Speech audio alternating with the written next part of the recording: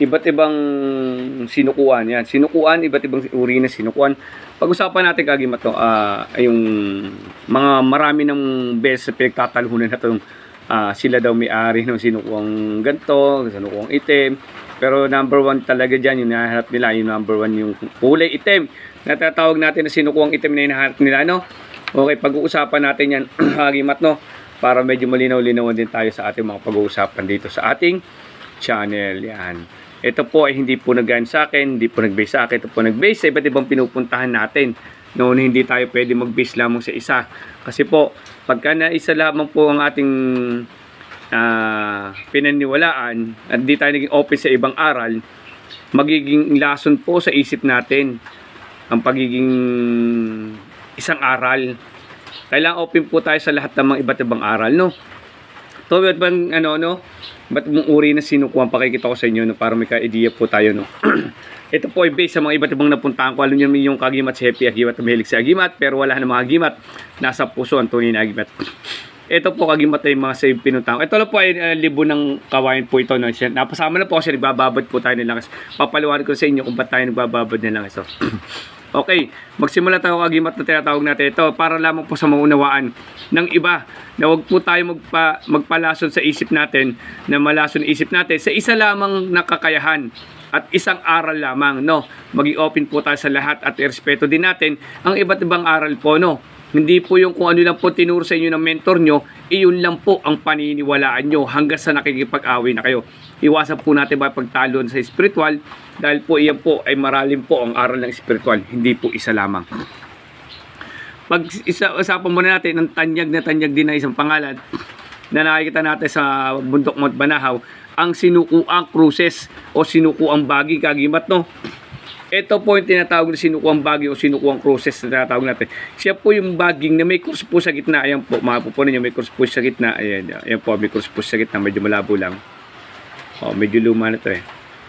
Po, ito po yung sinukuang baging o sinukuang cruces na sikat sa tanyag dito po sa Mount Banahaw, na ginagamit po ito sa bracelet na 10 elements. Kung makikita nyo kagimat, yung 10 elements ay meron po siyang sinukuang Maria. Sinukuang cruces na baging. Ito po yung nilalagay sa 10 elements kagimat po. Teka, kukunin natin 10 elements para makita nyo na meron siya sa 10 elements. Ito na kagimat, no? Kinuha ko na yung sa 10 elements. So, marami kasing mali. Pag-aralin nyo munang mabuti kagimat bago tayo Ito po yung sinukuang baging na may cross po. Ayan po. Sinukuang cruces kung tawagin po sa Mount Banahaw. Alam nyo kagimat, no? Marami kasing aral na medyo sarado po sila sa mga ganyan. Alam nyo, meron kasing aral na sinukuang baging ang pinaniniwalaan talaga nila na tunay na sinukuan.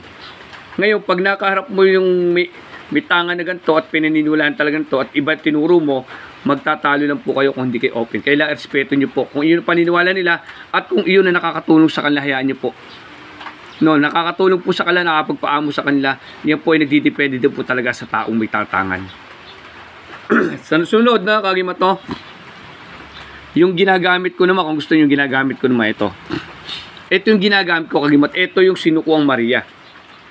O Mariang sinukuang tinatawag, no? Iba't ibang klase yan para malaman nyo, no?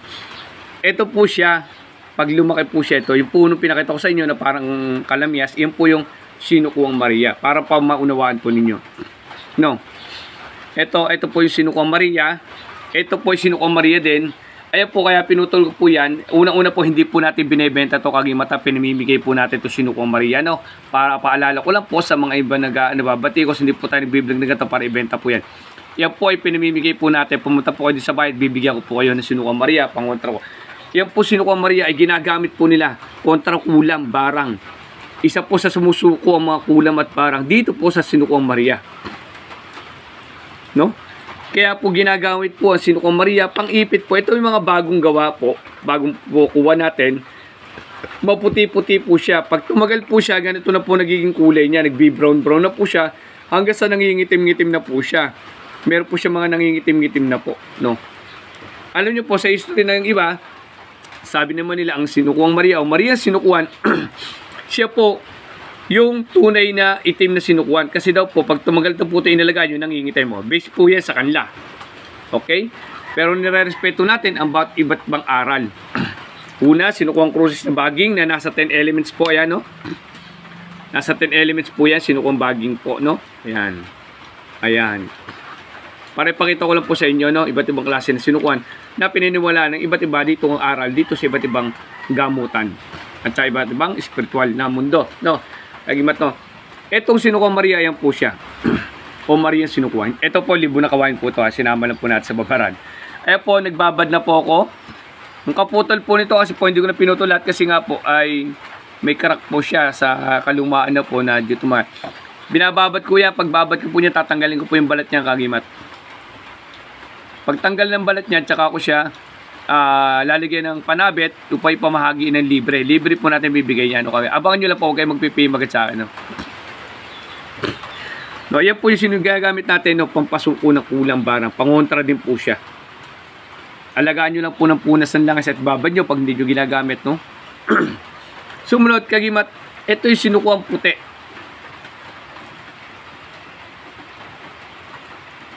Sinukuhang puti na ginagaan ng kalimitan to, nagbigay sa akin to ay kaibigan natin sa Batangas. Sinukuhang puti po tawagin nila. Ito ay ginagamit po naman nila. Ito po, no, kagimat to. Ito ginagamit sa mga kulang barang itong sinukuhang Maria at sinukuhang cruces, no? Palalo nga pala, sinukuhang Maria po, Maria sinukuhang, isa po sa sangkap ng ating langis ng buhay po yan. Sangkap po yan ng ating langis ng buhay. Papalala ko lang po sa inyo, no? Ginagamit po yan sa gamutan. Ito lang po, sinukuhang puti. Ito po, sinukuhang puti na galing sa ating kaibigan sa Batangas. Ito naman, sinukuhang puti naman nila ay history na magaling po sa bala. Opo, history po, no? Pero usually, kailangan din natin alagaan ng punas ng langas kasi kung may dasal sila, gamitin at dasal nila. Okay? Pero hindi pa nakapagpa-testing nito, kagimat to. Ito lang history na binigay sa akin. Ipapasalamat ako, binahagyan tayo na sinukuhang puti. Magaling sa bala. Ito po, ay yung, ay may pangalan pati, sinulatan ko, sinukuang balite. O, ito yung pumatay ng balite. Sinukuang balite kung tawagin nila. Opo. Ito yung binahagi din po sa atin. Kung tinyo, mapunin nyo, tinapis na po yan. Oo. Sinukuang balite po, ginamit po ito sa bala din, tinesting nila, sinubukan sa bala. No, pero hindi pa napagpa-testing. Ito daw po ay kaputol ng bala. Sinukuang balite, kagimat. No. Ito po sinukuang balite at itong putay. Naging history po sa Batangas po na magaling sa bala po. No, may testing po niyan. History po, hindi pa ako nagte-testing pa niyan. Binahagi po sa atin, kaya nilagaan na lang po natin. No? Tapos yung sigat, ito po ay sigat na sinukuang itim. Pero ito kagimatay, hindi ko pa nasusubukan. Tinago ko lang po sa lagayan ko, no. Ito po ay bigay din po ito ng kaibigan ko na ito daw po ay galing sa mga ita o aita, no. Ito yung sikat na sinasabi nila na sinukuang itim. Noon na hindi natin binibenta to, no. Dito din ako bumawas kagimat ng mga yung tinetesting natin sa langgam, yung naalala nyo, kung maalala nyo, nag-channel tayo. Hinawa akong ganan. Tapos sumawak ko sa mga langgam na ganan, hindi ako pinakakagat ng langgam. No? May ikakagat doon isa, dalawa, tapos mamaya pagbaba nun, wala na pong kakagat sa inyo. No, kagimat, no? Yun yung mga naging history nito, no? Pero hindi ko pa nasubukan to na ilagay sa mga puno at pagdating na alas 6 ng gabi, ay yuyuko yung mga ano, no? Pero alam nyo kagimat, yung itim na ganahanap nila na kumakalembang ang kampana pag tumapat ka. At saka yung lumuyo ko ang mga halaman, pagka tinapat nga, mamamatay mga halaman. Totoo po, ay ngayon po ay marami naghahanap nun at wala pa po nakakakita ng ganon. Kung minakita nyo siguro ng ganon, no, baka binenta nila at binilag na nila. Pero hanggang ngayon po ay nagiging, nando po respeto ko, pero hanggang di ko nakakakita ng may tangan ng ganito na kumakalimbang ang kampana, ay hindi po ako maniniwala. Hanggat di ako nakakakita ng ito ang mismo nilagay dyan pagdating na alas 6 ng hapon, bago mag alas 6 ng hapon, at pagdating na alas 6 ng hapon, ayuyo ko lahat ng damo at halaman sa tabi niya. Hanggat di po nakakakita ng ganon, ay hindi po ako naniniwala. Pero hindi ko pa nasusubukan ito. Try na po natin, no, sa isang araw. Hanggat di po ako nakakakita nun, ay hindi po ako maniniwala talaga po Kasi po, iyan po, hanggang ngayon po ay marami na naghahanap. Hanggang ngayon na naging history po, na naging kwento lang po siya. Naging kwentong barbero na pinahaba lalo ng mga iba't ibang gumagawa ng video. No. Wala pa po nakapaglabas na kumakalimbang ang kampana pag tumatapat. Wala pa po nakapaglabas ng video. Opo. Hanggang ngayon po ay nagiging kataga pa lang siya. Nire-respeto ko po yung iba kung meron man sila, no? Pero hanggang ngayon po hindi pa ako nakakakita. Sa dami ko rin pinupuntahan pong lugar, hindi pa po tayo nakakakita nung kumakali-kalimbang po ang kampana pag tumapat po sila. Opo. Yun po, wala pa po tayo nakakano. Ito po ay history po, pero hindi pa po nasusubukan to, no? So pag binabad nyo po sa tubig sa langis ng ganan at lalo po siyang mangingitim na itim na nga po. Ayan po. No. History po yan.